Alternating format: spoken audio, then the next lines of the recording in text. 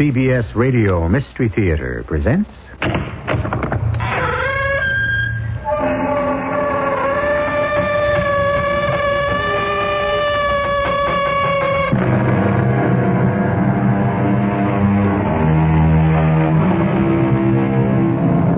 Come in. Welcome. I'm E.G. Marshall. It is with great pride that the Mystery Theater begins its 9th year as radio's first theater of the 80s with that giant of classic stories, Victor Hugo's powerful picture of good and evil, Les Miserables. One of the greatest tragedies to befall man is betrayal. Wrong made to appear right. Punishment cloaked under the name of justice. Today's Mystery Theater presentation is an account of one man's lifelong search for justice, which to the end of his days eludes him. Unhappily, justice delayed is justice denied. Jean Valjean, you were in prison for 19 years? 5 years, Bishop, for stealing a loaf of bread. And 14 more years added on every time I tried to escape. Each time you tried to run away? They added on another few years. Bishop, it's a sin against nature to take a man out of the sun and shut him up in a galley with no light. Years and years of black night. You must have suffered in darkness. I learned to hate in darkness.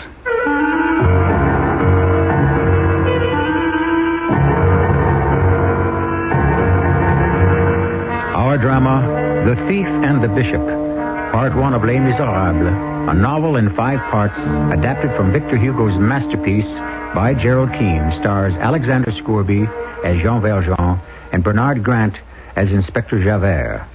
I shall return in a moment with Act 1.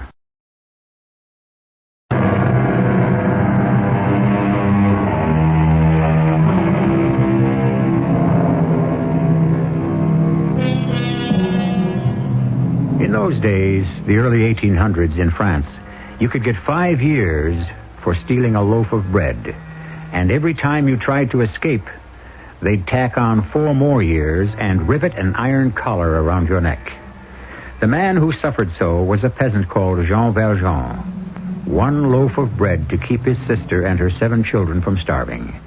No wonder he hated society when they took off his irons, handed him a yellow passport, opened the gates, and set him free.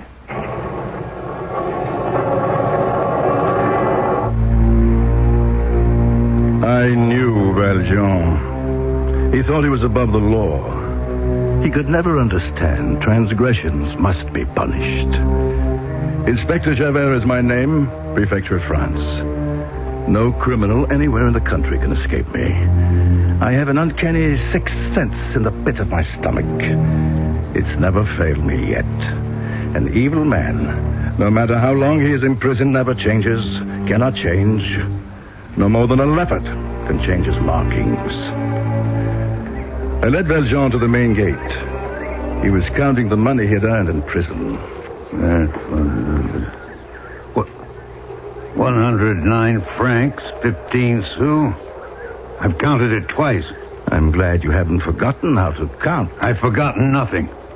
Not you, Javert. Not the rats, not the darkness, not the bars. I've been here for 19 years, and by my count, the state owes me 171 francs. That's the way you figure it. Why am I cheated? Did you take into account all the Sundays and the holidays? Huh? I'm not paid for that? I was here, nevertheless. No one is paid on Sundays and holidays. The prefecture of police doesn't pay me either. That's all right for you. You're free. The day you don't work, you see the sun. The sun is for those who don't steal. The gate is open. Go. 109 francs ought to last you. Have you relatives? I had a widowed sister 19 years ago, and she had children. By now, they could have starved to death. Remember, Valjean, no more stealing. Because if you break one law, turn one hair of your head the wrong way, Javert will be there right behind you. Make no mistake.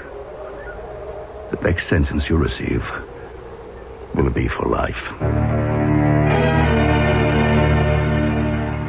I wanted to shut off those 19 years. Close that part of my life the way the gates of Toulon prison closed behind me. I was a nobody with a yellow passport, which means... I'll tell you what it means. It was a hot day. I'd walked 15 miles before the sun was high. I saw men in front of a building. You look like a strong man. You want work? Yes, I'll work. You look stronger than most. Get up there on that wagon and lift the barrels down. Right. 2 men will carry them into the distillery. Right away. All of these barrels up here? Everyone. Hey, you're strong and fast. Hey, look sharp, the rest of you. The new man will have everything unloaded before you start moving. He's doing the work of 10 of you. Good morning. Who is the new man? I don't know, officer. He just appeared. Strong, isn't he? I haven't seen him around Dijon before. Well, sometimes I'm lucky. I get good people. All right, the rest of you move. He's worth his weight in gold, eh? Did he tell you where he was from? What are all these questions? He's working his head off. What's his name? I did not ask him. He did not ask my name. I did not ask his. I want to talk to him. Call him over. You police are all the same. You have nothing better to do but interfere with hard-working men. Yeah. Hello, up on the wagon. Come down here.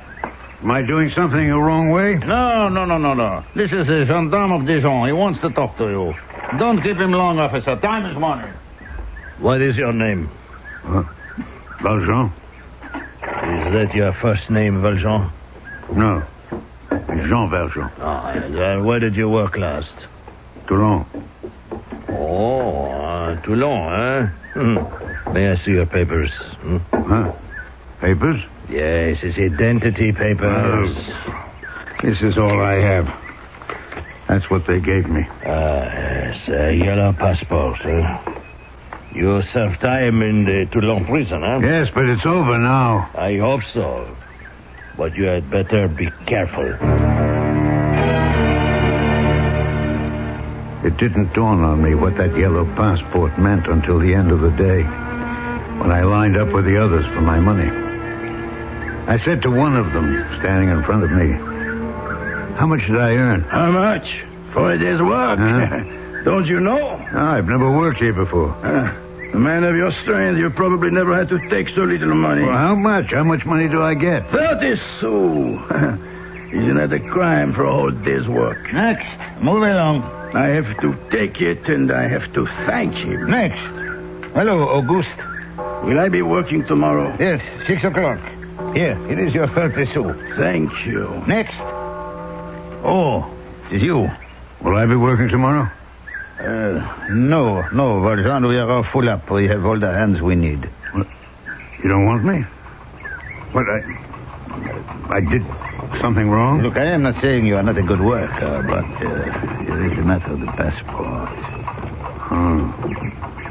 Because it's yellow. It means you have committed a crime. A crime? I stole 1 loaf of bread for my sister to save 7 little ones from starving. I paid 19 years of my life for that crime. Believe me, I understand. What do you understand? You give them 19 years of your life, and I give you a yellow passport.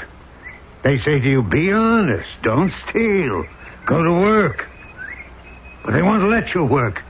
And you keep on paying for that 1 loaf of bread. Give me my money. Here you are. What is this? 15 sous? Everyone else is paid 30 sous. I'm paid 15. Is that what I get for doing the work of 3 others? Valjean, I do not like your tone of voice. Careful what you say, or you will find yourself behind bars. I was worth my weight in gold until you saw that yellow passport. It is you and those like you who break our backs and our spirit. But the time will come when God will punish you. And if you're not punished, then there is no God.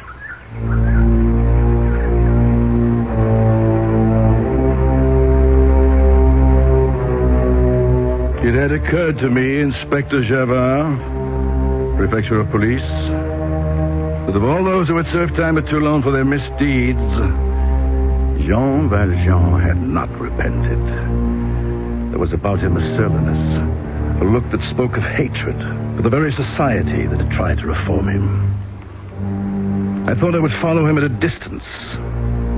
Bearded, wearing ill-fitting rags, he walked along the same coast road Napoleon had walked from Cannes to Paris just 7 months before. A little while later, he entered the door of the Three Dolphins.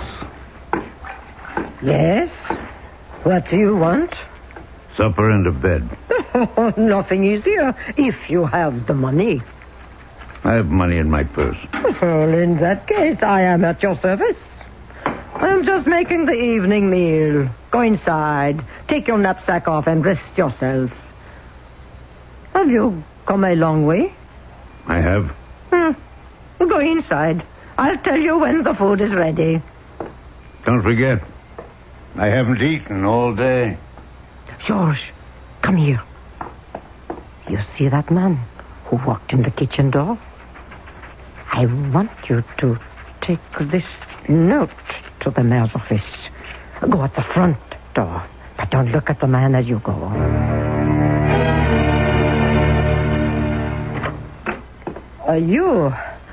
I'm afraid the boy has just brought me some bad news. I'd like to put my things in the room you have for me. Clean up a little before I eat. I cannot make room for you. What? What do you mean? Oh, I'm not going to cheat you. No, here, you can have the money in advance. I have the money. I have no room for you. What? No room anywhere? In the attic? No. Or in the stable? I can't do that. Why not? The horses take up all the room. Oh, don't worry yourself. A corner in the loft, a truss of straw. I'll be all right. We'll see to that after supper. I can't give you any supper. But you said... No, I don't think you understand me. I've been on my legs since sunrise, walking without stopping. Look, I can pay. I demand from you food. I have none. What? No food? What's this? All this is ordered. By whom? By all the men in there. They always eat here. How many are there? 12. There's enough food here for 20. Look, innkeeper, I don't know what you're up to. First you promised me bed and food, and then there's none. This is a public place. I'm hungry. I'm tired. I shall remain here. Listen, you get out of here. Be off. But why? Why do you say that? Don't you think I know who you are? What? Your name is Jean Valjean. You've come from 19 years of hard labor in prison. When you came in the kitchen door and not the front door, I suspected something. So, I sent a note to the mayor's office. And this is the answer I received. Can you read? I'll just go inside and pick up my knapsack. I am accustomed to be polite with everybody. So don't give me any trouble.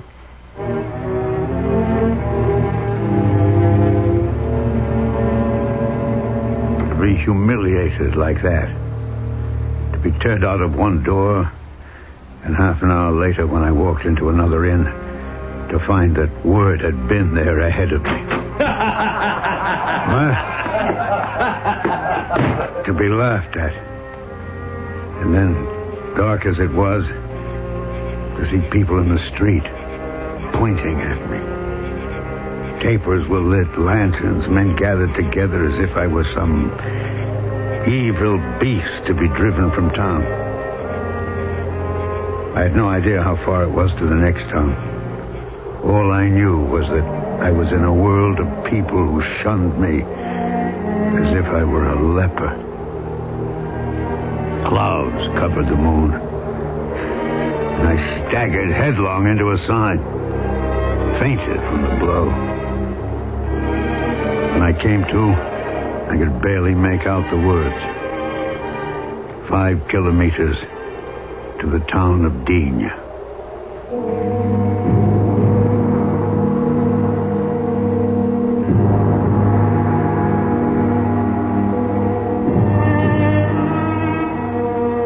genius of Victor Hugo, who created the characters we are meeting, is his ability to hold the mirror up to nature, to show virtue her own feature and scorn her own image. Wrongly imprisoned, Jean Valjean now finds himself abroad in a universal jail from which there seems to be no escape. I shall return shortly with Act 2.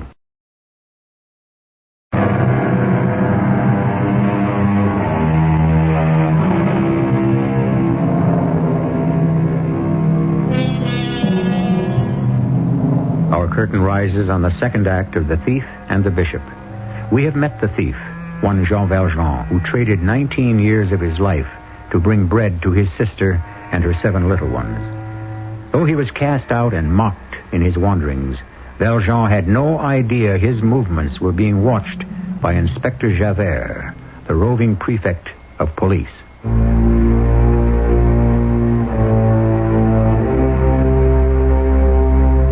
We have a saying at the prefecture. There is no such thing as an ex-convict. There are those who dispute that assertion, some ignorant, some well-meaning. Among them a certain bishop in the town of Digne, known to all as Monseigneur Welcome. This bishop lives with his sister. And on one Saturday afternoon, he was writing out his Sunday sermon. If I speak in the tongues of men and of angels, but have not love, I am a noisy gong or a clanging cymbal. Your Grace? And if I have prophetic powers and understanding, all the mysteries and all knowledge... I regret to interrupt you with your Sunday sermon, Bishop. I regret it also, my dear sister. Kindly be quiet until I have completed this phrase from St. Paul. And if I have all faith, so as to remove mountains, but have not love, I am nothing. Now, what is it, my sister? I never try to interrupt you when you are preparing the Sunday lesson. You try. But you know Aristide Dupin, who is condemned to death for murder? Yes. Tomorrow is the day of the execution. May the Lord have mercy on his soul. The prison chaplain is ill. Oh? So they sent for the cure, and he said it's no business of mine. It's not my place to comfort this man. The cure was right. Oh, how can you say that? That there should be no one at the man's side on his last moment on earth? Oh, I never thought I'd hear such a thing from you. The cure was right. It was not his place. It is mine. Aristide Dupin knew he had sinned. What quarrel had driven him to kill his neighbor, we didn't talk about. I spent the day and night with him, forgetting sleep or food, for at sunrise he was to be guillotined. Gradually, where the condemned man had seen only darkness, he began to see light. Why did I wait this long, Monsignor Welcome, to find such a friend as you? My son, the church was always there. The doors were always open. That you, a bishop, should ride in this open cart with me to the guillotine. Look at them. I can even see some old friends of mine in the street. Their prayers are with you. You, Dupin, walk on to the platform.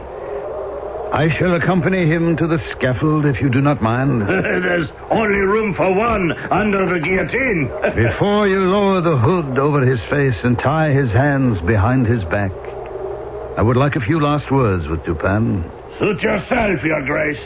Aristide, do you remember what we spoke of during the night? Every word. Love bears all things. Believes all things. It believes all things, hopes all things, endures all things. Yes, endures all things. That if I really believe in the love of God, I will be forgiven. Without question. Love is the only bond between life and the hereafter. Hold it fast, and you will be able to overcome the next moments. Father, suddenly I'm not afraid of dying anymore. Be not afraid. You are absolved of your sins. Of all those standing here in the marketplace, watching, those of the law upon this scaffold, the headsman who will pull the knife to the top of the guillotine, you, Aristide, are the most fortunate. A very short time from now, you will know the infinite, which is denied to all of us. I am deeply sorry my friend died at my hands. It was an accident. I did not mean to kill him.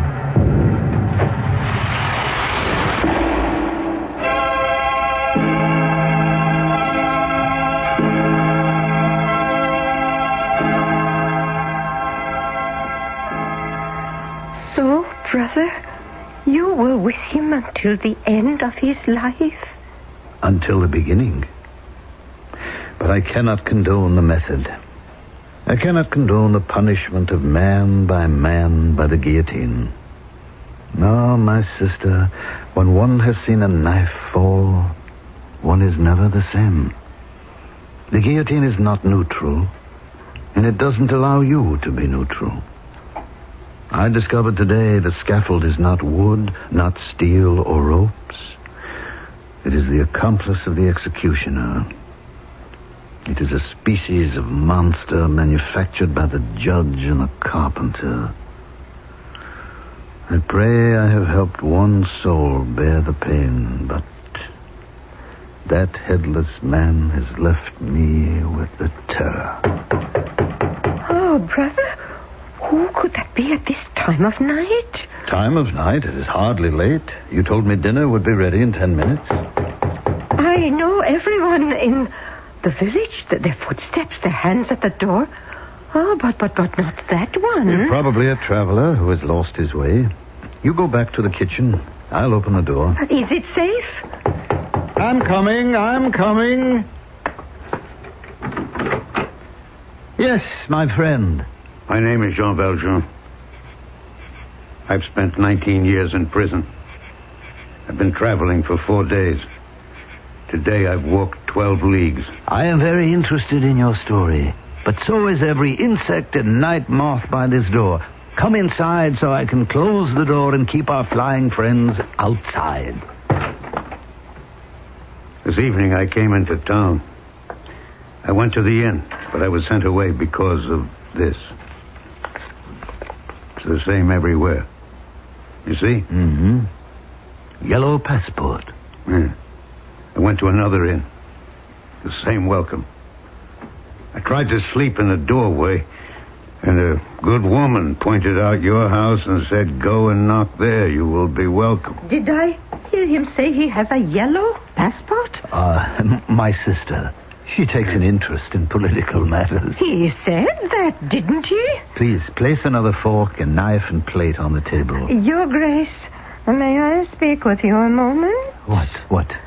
Over here in the corner. Why are you setting another place for dinner? Man is hungry. I prefer him to eat from a plate with the proper utensils. I'll try to find some future. As you like, but be quick. Now, my friend, a bit of wine, yes? To relax you? Sir, what sort of an inn is this? I have money. 109 francs and 30 sous. I can pay. May I sit? I don't know what has kept you standing all this time. I'm very tired. I'm very hungry. Will you let me stay here? This is no inn. Didn't you tell him this is no inn? Sister, did you lay another knife and fork as I asked you? There is something else I must talk to you about. Something else? What do we do about the silver spoons, the platters, the candlesticks inherited from Great Aunt Sophie? What in the world are you talking about? Look at him. Just look at him. I heard you tell him he could spend the night. We shall all be murdered in our beds. Valjean, you are staring out the window. Why haven't you helped yourself to the brandy? Here, let me. There. One for you, and a smaller one for me. To your health. Lady, I didn't quite understand you. Your housekeeper? My sister. She takes care of me. She's worried. Drink slowly. Take deep breaths. You're going to eat well. Yes, it's too much for me to understand. I was 30. Now I'm 49. And they tell you the gates are open. You're free. Free? Wherever I go, I'm turned against or turned out. And now, you're telling me all is well. And that I can eat at your table. Sister, will you put clean sheets on the bed in the alcove? It's all true. You're going to let me stay. My good sir, we shall eat directly and your bed will be ready for you. You call me sir. The others, dogs, they call me. And worse. Come along, Jean. We eat in the kitchen. You really mean I am to stay? But you're worthy people. I have money. I'll pay handsomely. By the way, what is your name, Mr. Landlord? I will pay anything you please, for you are a worthy man.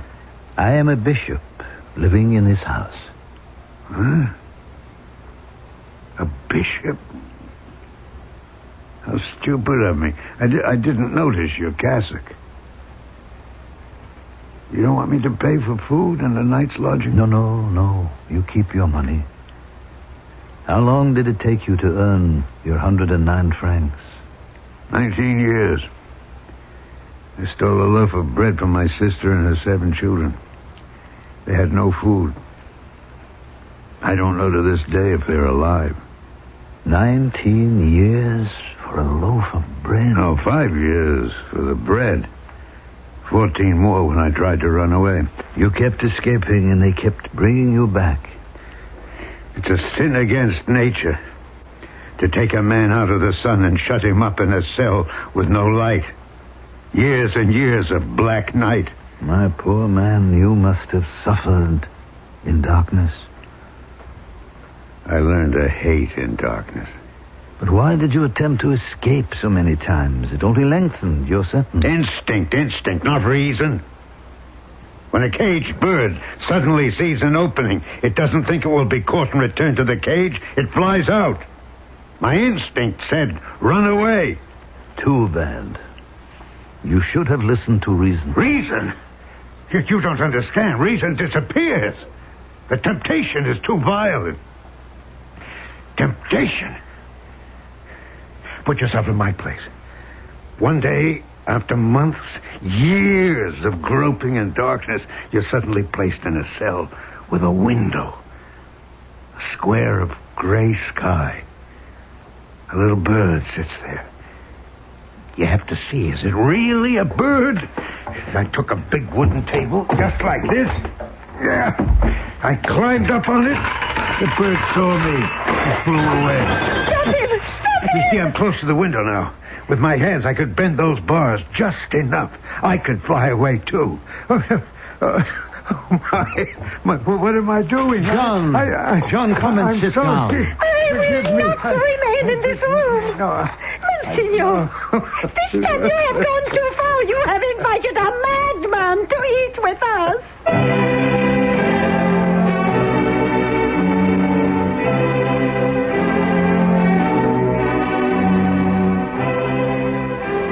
One should not judge Madame Magloire too harshly. Valjean, the outcast, now society's victim, has forgotten how to behave with normal people. For 6,000 nights he has slept on planks, existed in cages, in dungeons, his foot welded to a cannonball. The bishop is aware of these contradicting emotions in this suffering man. His attempt to restore sanity and order in Valjean's spiritual house is part of the extraordinary third act, which I shall bring you shortly.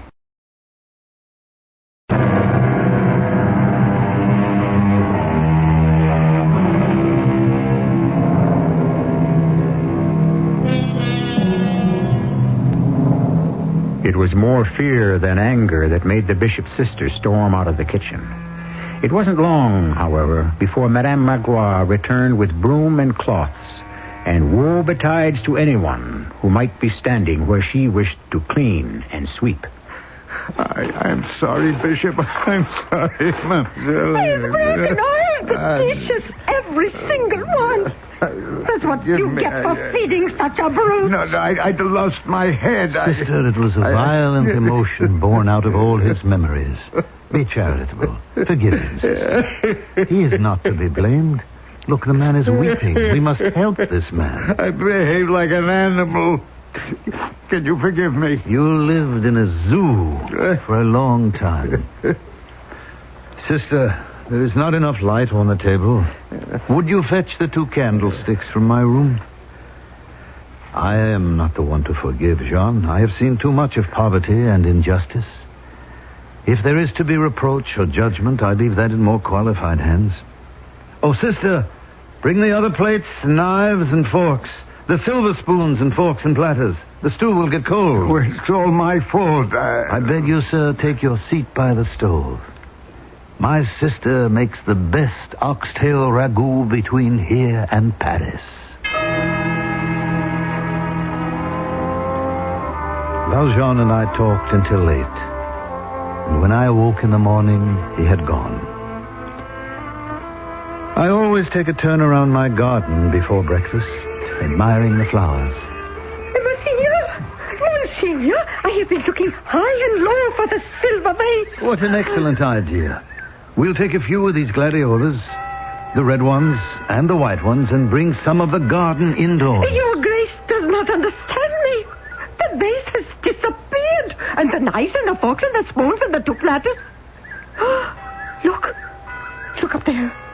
Do you see where the coping on the top of the wall has been torn away? That is the way he went.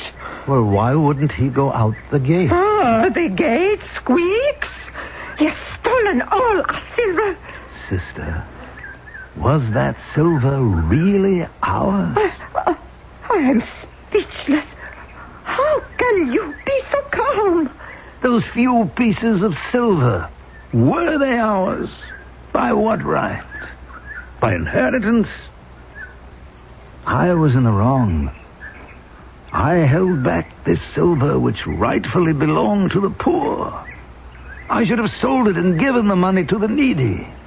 Everything should be given to the poor? Everything? Look at you. A threadbare your cassock. Your sandals are always broken. Have you ever in your entire life worn a new pair of shoes? Not since I was ordained. That is exactly what I am talking about. The silver belonged to the poor. Who's this Jean Valjean? A poor and abused man. I tried to speak to him of faith, but what the silver could buy for him was all he could understand. I don't want you thinking that I can only eat with silver. But you? What will you eat with now? With the pewter, of course. Pewter smells. I have enough wooden spoons. Breakfast will be ready in 10 minutes. Thank you, my dear. Why don't you comfort yourself with the knowledge that you have given to the needy? You see what comes of your open door, Monsignor. Welcome. The world laughs at such welcomes. No, not really. I have the opportunity to open my house. They do not. Well, I simply cannot accept it as calmly as you. It is an affront. My dear, I am just as guilty. If he has sinned, it was I who put the temptation in his grasp. I was the little bird in the cell window that showed him freedom. Besides, do we know that Jean Valjean has walked off with the silver? Why are you letting the man escape? I didn't like him from the moment I saw him. Would you pass me some more bread? Would you be surprised, my dear, if it were our friend who has returned? I'll go. Good morning, gentlemen. So they caught him. I'm not surprised. Monsignor, I would not have disturbed you, but before proceeding to the gendarmerie, I thought it best to come here first. Do you know this man? Do I know Jean Valjean? That is like asking me, do I know my right hand? Jean, what have you done that this policeman holds you by the collar? We found some silver knives and forks and spoons in the vase and silver platters in his knapsack, and I remembered they belong to you, Your Grace. Well, what about the candlesticks, Jean? I know we didn't find any candlesticks on him. Of course not. Here they are, still standing on the sideboard. Jean, I gave you the candlesticks as well. They are also silver. You could get at least 200 francs for them. Why didn't you take them along with the rest of the silver? Look at him staring at you as if you've lost your head. Bishop, are you feeling all right? Never better, sister. You mean to go through with this play acting? Sister, it is my turn to ask you what you are talking about. If you will excuse me, I have to go out and do some marketing. Good day to you. A woman's work is never done. My sister is an excellent housekeeper. Yes, then if I understand correctly, Monseigneur, what this man told us is true? You didn't believe him? Well, we saw him crossing some fields in a great hurry. He looked as if he were running away, so I stopped him and searched him. One can hardly be blamed to have certain suspicions to find all the bishop's silver in a stranger's knapsack. Of course, he denied everything. I'm sure he told you it was given to him by an old priest at whose house he passed the night. I see it all. So naturally, being in the investigative arm of the law, you brought him back here to confirm his story. I don't blame you. But as it happens, Jean spoke the truth. I did give him the silver. You made a mistake. Well, in that case, I suppose I should let him go. Huh? Oh, most certainly. Huh? Is this true? Well, I'm free. Don't you understand? There are no charges against you. Your Grace, forgive the intrusion. A natural mistake. I would offer you wine, but I know officers of the law do not drink while on duty. Oh, well, I thank you again. I shall leave him with you, Your Grace. Good day. I beg your pardon, madame. I was just coming back. Goodbye. It's a pleasure. I'm sorry to have disturbed you. May I have a word? I thought you were going out to the store. Jean, excuse me one moment. I shall be leaving myself. No, you are not. Step into the garden if you wish. But I don't want you to run away again. I may have something for you which could be of help. Yeah. I'll wait outside.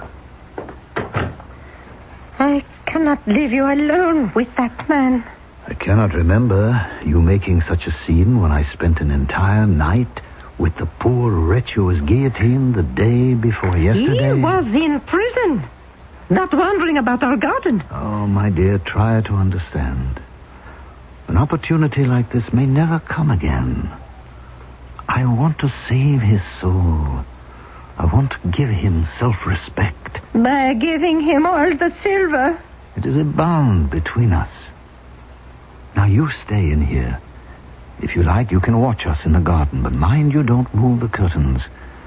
I don't wish him to feel he is being spied upon.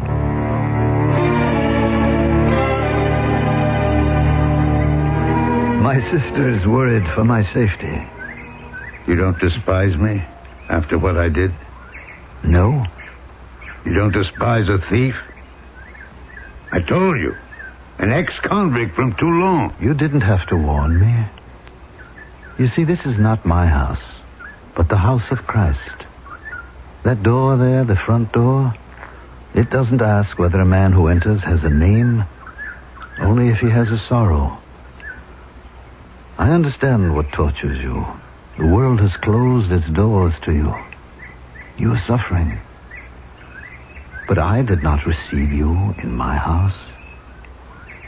No one is at home here but the man who has need. In fact, Jean, you are more at home here than I myself. And all that I have belongs to you. I have never heard such words. I knew right away who you were. It didn't matter what you told me. Is that true? You knew my name? Yes. You are my brother. I cannot take the silver. Not the candlesticks. Nothing. You will take the silver, Jean Valjean. My brother, you no longer belong to evil, but to good. I have bought your soul. I withdraw it from bitterness and anguish and black thoughts, and I give it to God.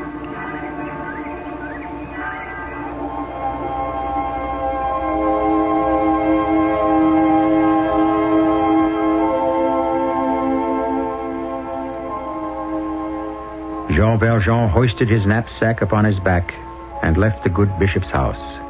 The sun rose and fell. Night passed, but Jean Valjean did not leave the town of Digne. Early the next morning, the lamplighter saw him on his knees in front of the church, weeping. As the barnyard signaled daylight, Jean Valjean arose and walked north. It would be many years before he returned to this town. I shall be back shortly.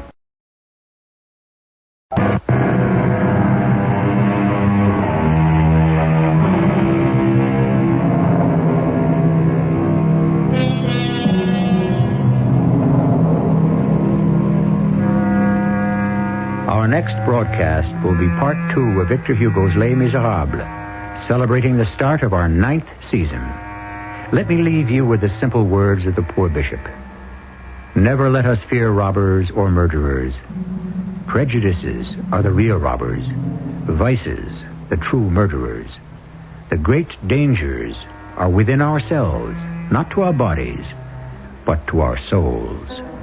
Our cast included Alexander Scourby, Bernard Grant, Mandel Kramer, Joan Shea, and Earl Hammond.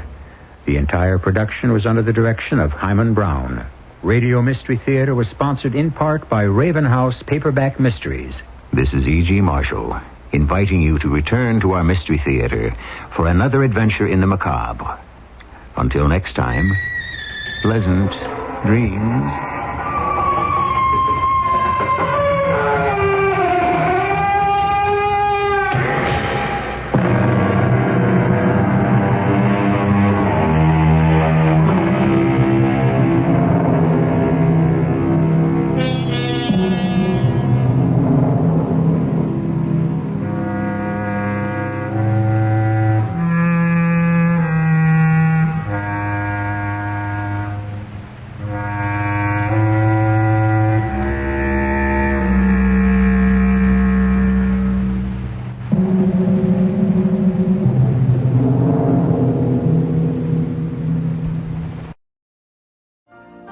You've been listening to the OTR Gold Network. Find more classic radio at otrgold.com.